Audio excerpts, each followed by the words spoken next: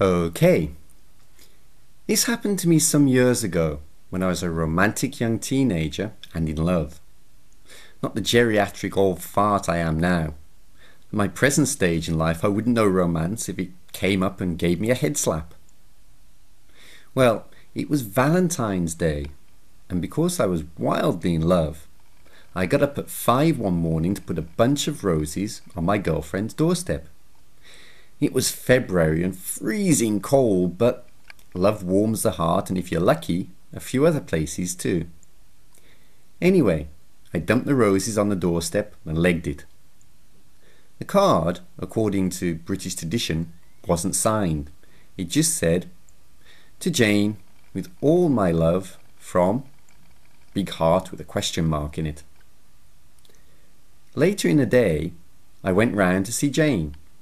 I knocked on the door, which was opened by a withered old crone of about 90, the girlfriend's grandmother.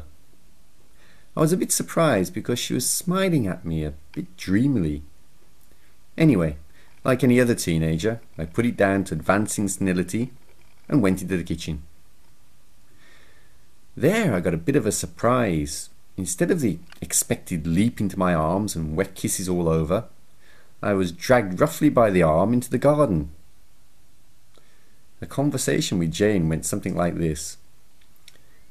"You bought those flowers, didn't you?" she asked. "Well, yes." "And you wrote on the card, 'To Jane with love,' didn't you?" "Well, yes, of course." "And you didn't for one moment think that the earliest riser in our family is my gran, whose name is also Jane, did you?" "Ah," I replied, "and you're telling me that she..." Oh, I finally got it.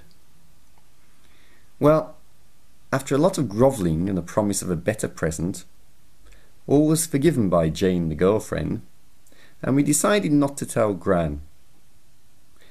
After a while, I considered this a bit of a lucky escape.